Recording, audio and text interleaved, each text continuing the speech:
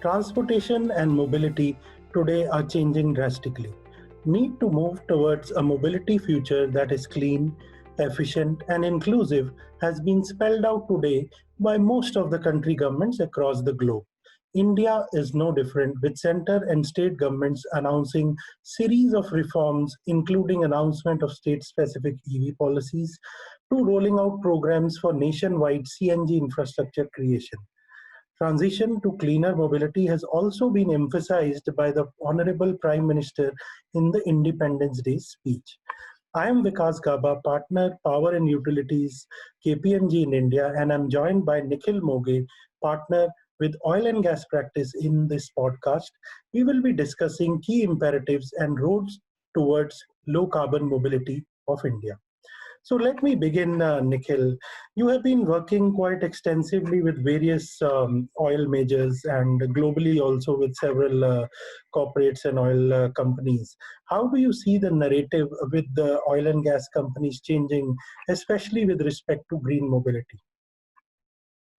Sure, Nikhil. Vikas, interesting question. If you see, the transportation sector globally is undergoing a transformational change.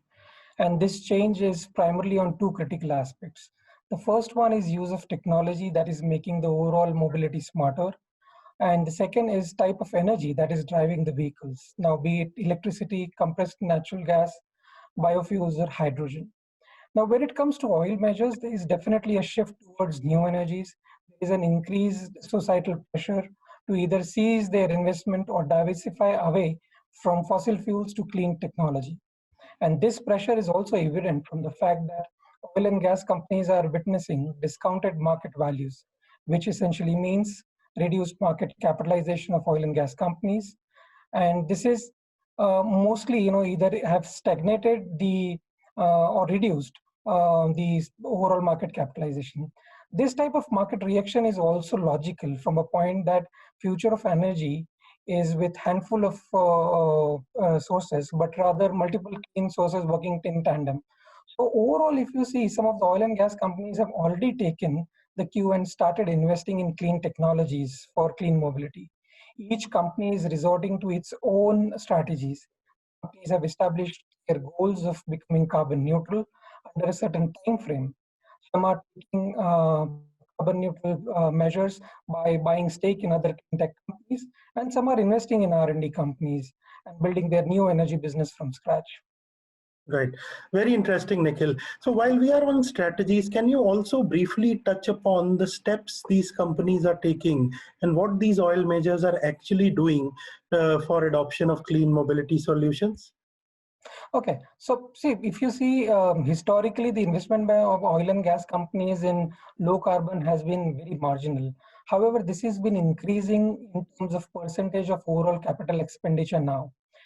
A considerable share of capital allocation is towards low carbon technologies to produce fuels such as hydrogen, biogas, second generation and third generation biofuels, which can take benefit of network efficiencies, increasing asset utilization, and deliver energy with similar benefits of hydrocarbon, but without net carbon emissions. Now, companies are also investing in research and development in these technologies and looking at various hybrid models such as renewables plus natural gas or renewables plus hydrogen, which is essentially green hydrogen.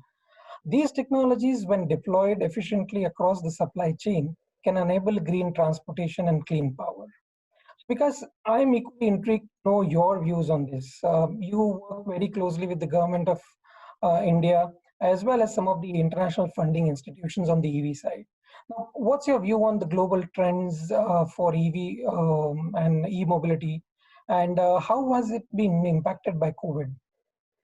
Sure, Nikhil. So let me go back to IEA estimates. Now, global transport emissions increased by less than 0.5% in 2019, compared to 1.9 annually since 2000, owing to efficiency improvements, electrification, and greater use of biofuels. However, transport still is 24%, contributes to 24% of direct CO2 emissions from fuel combustion. Road vehicles like cars, trucks, buses, two-wheelers, and three-wheelers account for about 75% of CO2 emissions, highlighting the need for greater international policy focus on this aspect. So one is this. Coming to COVID-19, as we know, has had significant impact on this sector. One of the biggest impact has been the reduction in the transport demand. This is one due to lockdown, we all know, and second because of the reduced activity due to fear of constraining um, and contracting and spreading the virus when using mass transport modes. The crisis has affected all forms of transport, from cars to public transport in cities to buses, trains, planes, nationally as well as internationally. Global transport activity was almost 50% below the 2019 average by the end of March 2020, and commercial flights activity almost 75% below by mid-April 2020. So in this context of energy transition, the key question that comes is whether the changes to transport behavior that we witnessed during COVID will result in permanent change in this behavior, or patterns will revert back to business as usual when lockdown gets over and people revert to their usual lifestyle. While nations have started some recovery of demand across all the modes, research also indicates that if country governments initiate the right kind of policies, disruption can be a catalyst to enable transition to clean, efficient, and inclusive transport. So, this is a rather, I would say, an opportunity that needs to be harnessed. Okay, great, because I'm actually keen to know and understand what kind of changes are you talking about, and if you could just help us understand how do they lead us to clean energy transition, and with respect to India specifically. Right. Sure, Nikhil. So again, in 2014, IEA, what are the estimates I was referring to, IEA identified that avoid, shift, and improve transport policies can save up to $70 trillion for the global economy on vehicles, on fuels, on transport infrastructure through 2050.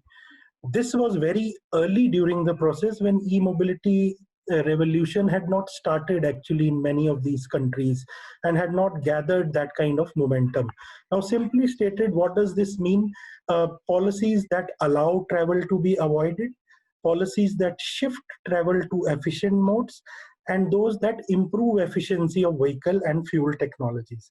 Now, let me go one by one into each of these. Now, first is avoid policies that focus on energy use for transportation by slowing down the travel growth through city planning, limit usage through demand management, congestion pricing, tracking fuel usage and emissions, reducing the length of travel and the travel time, and even promoting shared mobility like carpooling and even virtual mobility programs today. And even on this podcast, we are communicating on virtual platforms.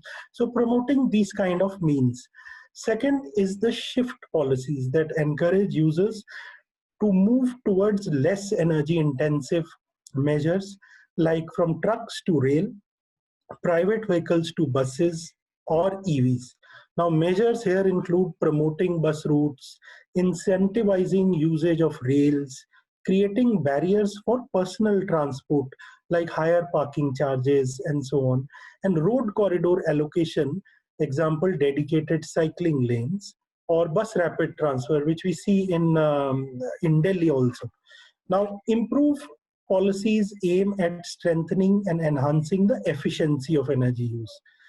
Though new and innovative, but this means use of electric vehicles, use of hydrogen vehicles, areas that you work very closely in, fuel powered vehicles, higher and higher efficiency and low emission hydrocarbon vehicles to be promoted.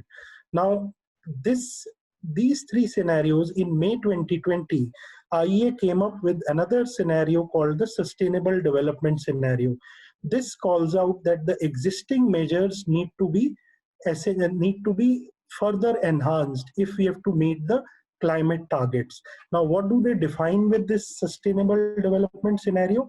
That global transport energy intensity dropped by 2.3% in 2019.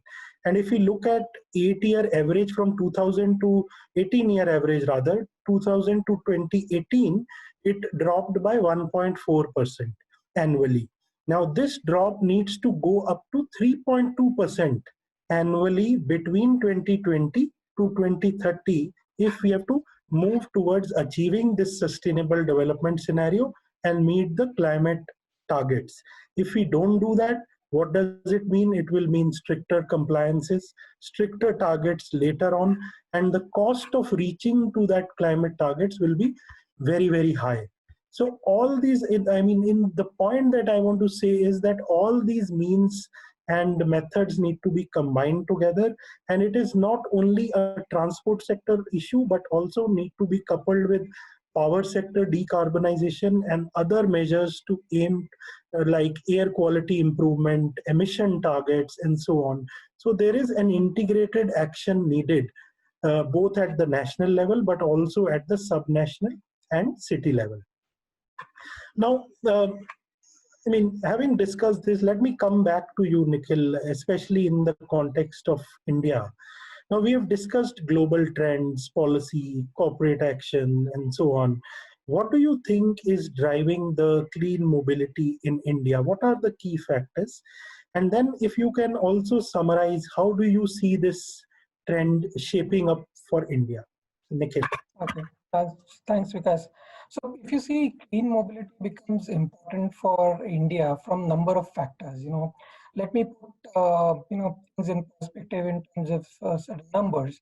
The transport sector contributes to around 23% of GHG emissions, which is quite significant.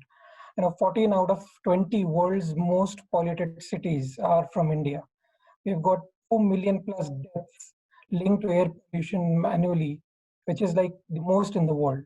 And the cost of resources, including the health facilities for air pollution, is around 5.4% of our GDP.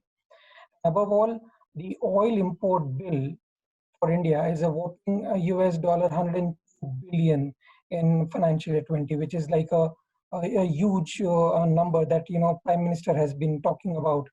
So the government of India has focused on several reforms to ensure shift towards clean mobility, and this is reflected in many such policy initiatives that they have taken. So let me now talk about some of these policy initiatives, and these are policy initiatives which are, like you said, are almost zero or low emission fuels driven mobility solutions. The SATAK initiatives, which is Sustainable Alternative Towards Affordable Transportation Initiative, is for setting up of biogas for transportation of vehicles. This is one of the important initiatives toward reducing import dependency and also doubling of farmers' income, which the Honorable Minister for Petroleum has been talking about. Similarly, the policies for adoption of EV is expected to have a considerable impact. Right? Considering the policy focus today, the two-wheelers and three-wheelers will lead the adoption curve in India. Among four-wheelers, it will be more for the cab aggregators. So the pace will significantly be influenced by how this segment takes up this transition. We have seen some of the cab aggregators in NCR region taking up these initiatives. Growingly for all the other metro cities, these things will come up, which will actually lead the adoption for EVs. Also, in terms of e-buses, that's another segment that I see will have a larger growth. This would be impacted by the government-led buying. Karnataka is one such example wherein a larger fleet of government is now getting into the EV mode. Apart from that, if I were to talk about CNG, the massive CGD rollout program, which enables gas infrastructure creation in more than 422 districts of the country, will enable shift from the conventional liquid fuel, the petrol and diesel fuels, to CNG, right? The last but not the least, which is the talk of the town, hydrogen.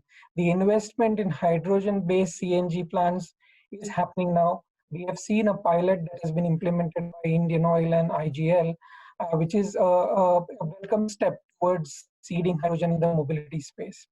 So in terms of energy sources for future mobility, Vikas, all the cleaner versions of fuel will coexist. And increasingly, the focus will be to eliminate carbon in the transportation sector. Now, the key question to answer is, how the coexistence of various energy forms to fuel the transportation sector will drive the energy transition in future. We will discuss these issues threadbare.